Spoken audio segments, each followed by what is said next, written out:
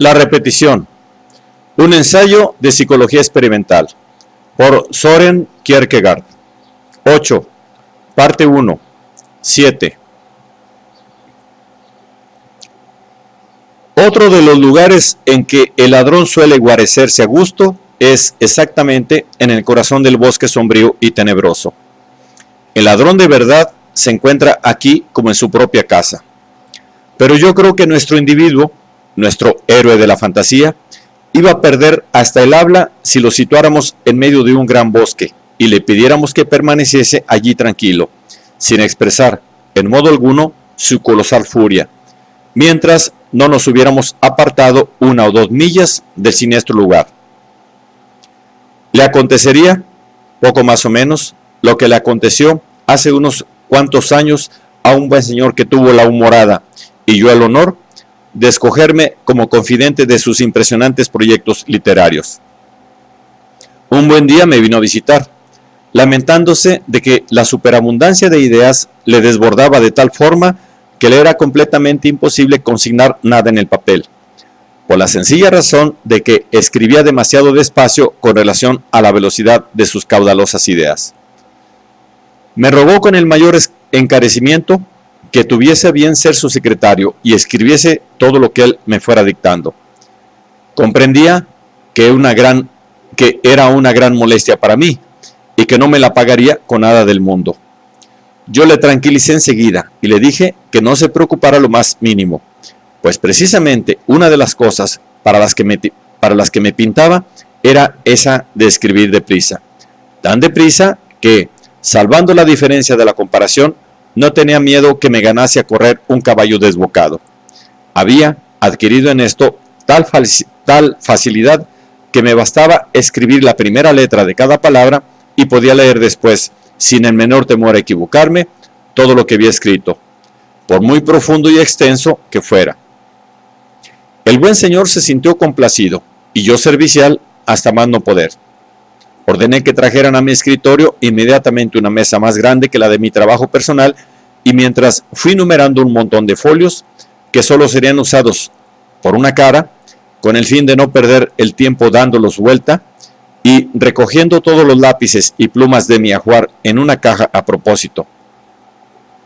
En cuanto todo estuvo listo y yo pluma en ristre, el buen señor inició su discurso de la siguiente manera. Como podéis ver, honorables y dignísimos señores, lo que yo propiamente quería decirles es que, cuando el orador hubo terminado su largo discurso, se lo volví a leer entero con una voz y énfasis no muy distintos, y desde aquel entonces no ha vuelto nunca más a rogarme que fuera su secretario. Una cosa parecida, según dije, le habría acontecido a nuestro imaginario ladrón en cuanto lo hubiéramos dejado solo en medio del espeso y sombrío bosque, porque este escenario, probablemente, le parecería demasiado grande, si bien en otro sentido demasiado pequeño. No, a nuestro héroe no le va semejante escenario. Le tienen que pintar una decoración de bosque, desde luego, pero con un solo árbol. Frente a la decoración, cuelgan una gran lámpara que la ilumine de una manera extraña y sugestiva. Y este bosque pintado será para él mucho mayor que aquel bosque real, e incluso mayor que las grandes selvas vírgenes de Norteamérica.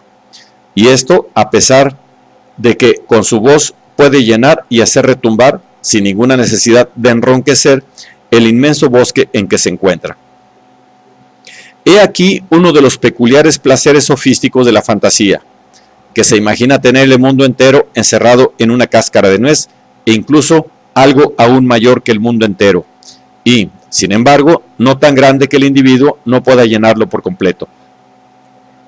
Semejante deseo de aparecer y expectorar como un personaje teatral no indica en modo alguno que se tenga una vocación para el arte escénico.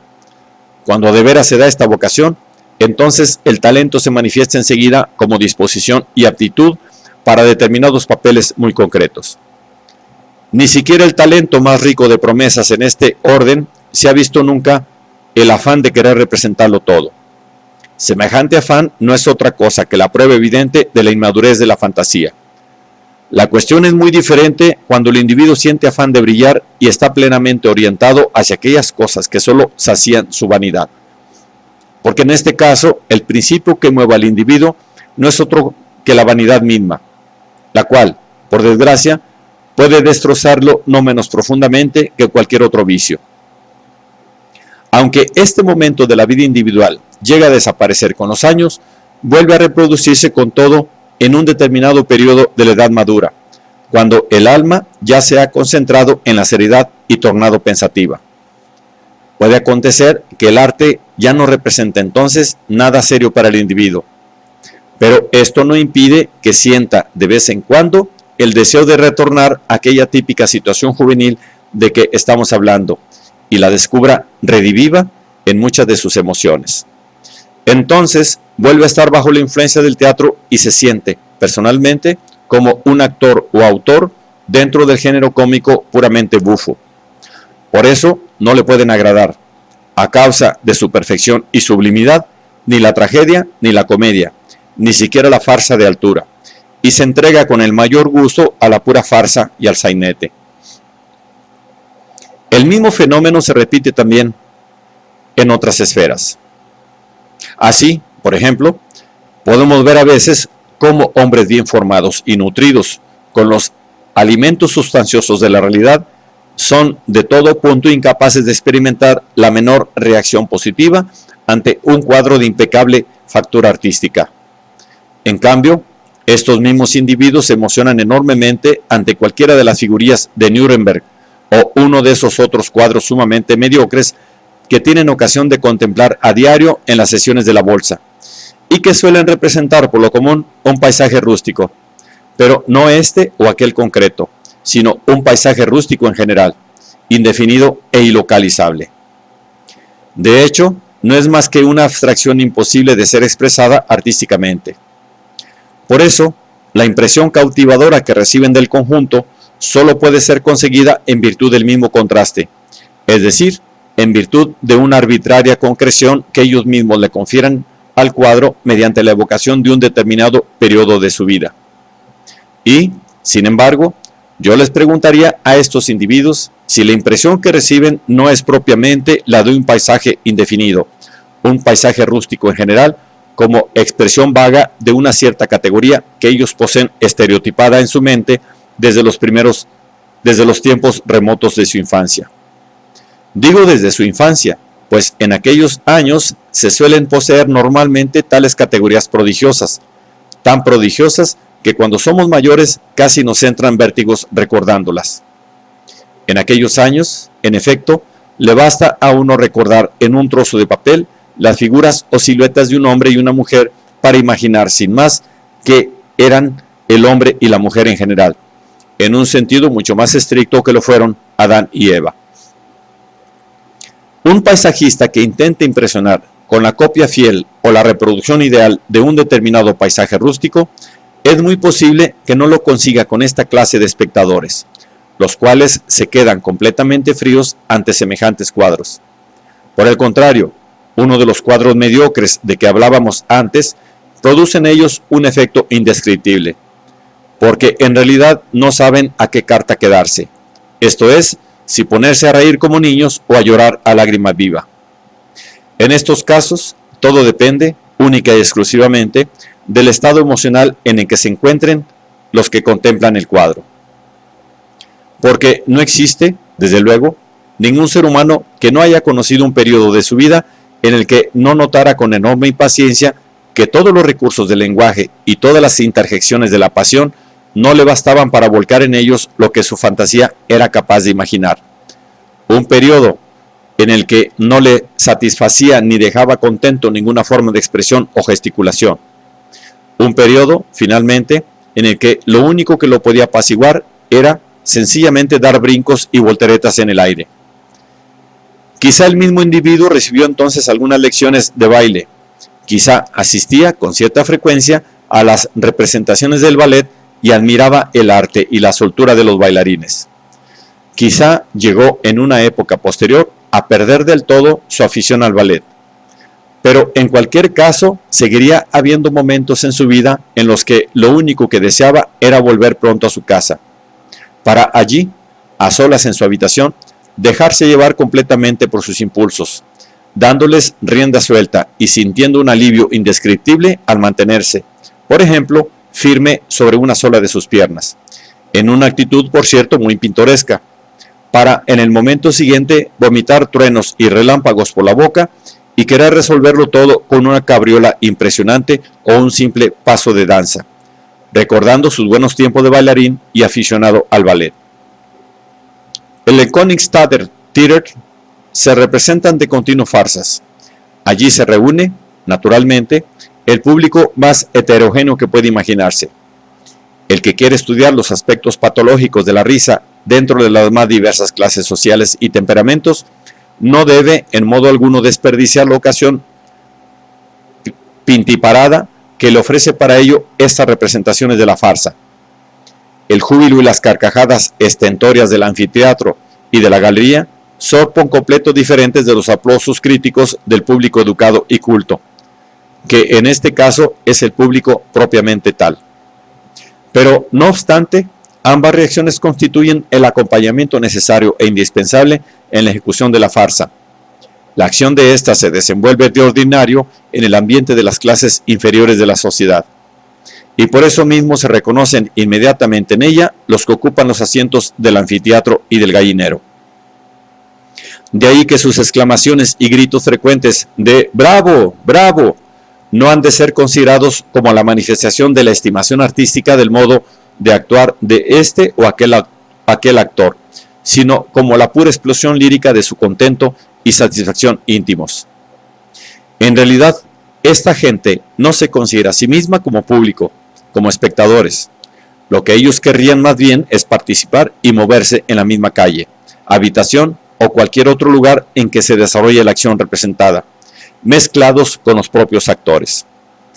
Como esto no es realizable, puesto que hay que guardar las distancias, ellos se sienten igual que los niños a los que solo se les permite ver desde una ventana la algarabía callejera.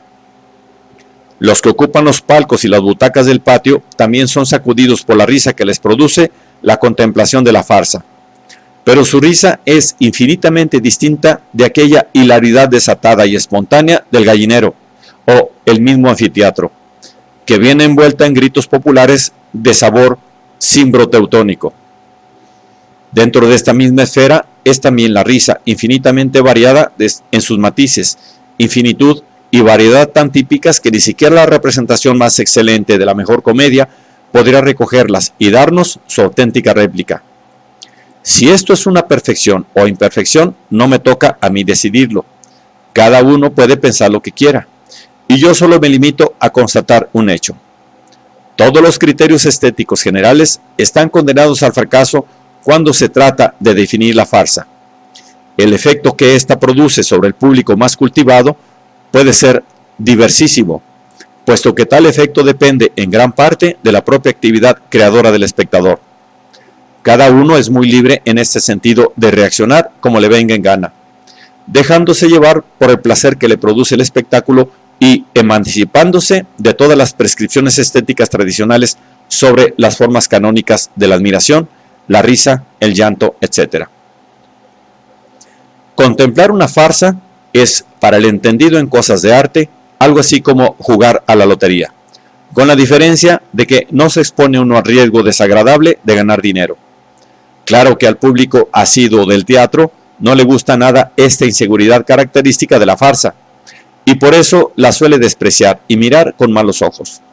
Peor para él, este público que frecuenta el teatro tiene de ordinario un concepto muy limitado de la seriedad y por ello desea y hace todo lo posible por intentar que el teatro lo ennoblezca y eduque.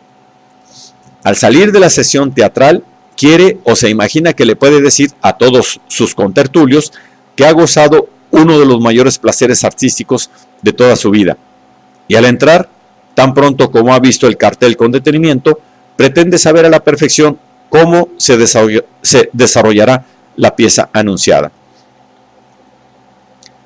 Pero con la farsa son imposibles todas estas convenciones y coincidencias muy favorables.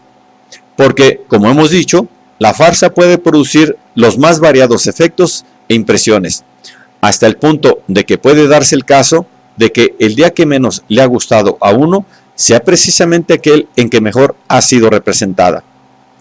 Para saber si uno se divierte o no con este género de representaciones, es completamente inútil recurrir a ver qué dicen los vecinos y los contertulios, o leer en la prensa diaria lo que escriben los críticos teatrales.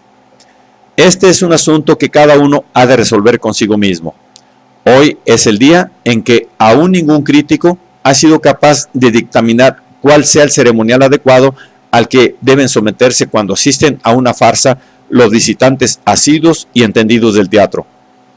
En este aspecto, es imposible establecer lo que entre las clases distinguidas se denomina el buen tono. En el espectáculo de la farsa queda abolida esa deferencia y respeto recíprocos. Por otra parte, tan tranquilizadores y cuidados que se establecen entre actores y público en los teatros de categoría.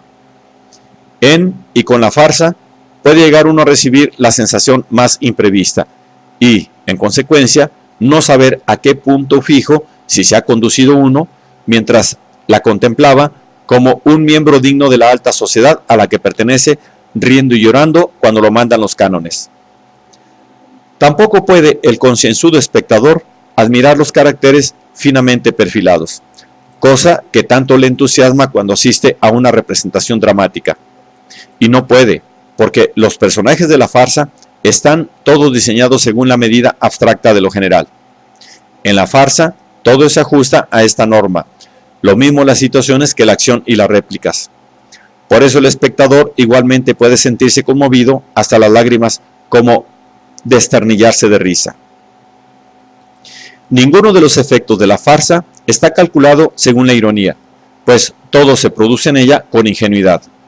De ahí que el espectador tenga que tomar parte activa e interesarse en cuanto individuo particular, no como miembro del público o de la sociedad a la que pertenece. Porque la ingenuidad de la farsa es, a pesar de las apariencias, tan ilusoria que al entendido y culto le resulta imposible comportarse ingenuamente y tiene que hacerse violencia para incorporarse al espectáculo. Pero este esfuerzo de participación activa y personalísima constituye para él, en gran parte, una diversión estupenda, algo así como un fruto prohibido que se atreve a degustar a escondidas, sin preocuparse para nada de lo que digan los vecinos, los contertulios o los críticos teatrales. Para este hombre culto que, libre de prejuicios, tiene la osadía de divertirse completamente a solas y la suficiente confianza en sus propios juicios como para no necesitar que los demás le garanticen si se ha divertido o no se ha divertido, es muy posible que la farsa encierre para él, aparte del señalado, otro significado especialísimo, en la medida en que aquella es capaz de conmover su ánimo de las maneras más variadas, ora suscitando ideas puramente abstractas, ora creando una realidad tangible y concreta. Entonces, nuestro hombre, como es lógico, ya no asistirá al espectáculo de la farsa con una previa disposición emocional, a la que deban someterse todas las demás impresiones posteriores, sino que asistirá con el deseo expreso de perfeccionarse en su capacidad receptiva y mantenerse siempre en un estado de ánimo que, en vez de ser exclusivo, fomente la posibilidad de todos los estados emocionales.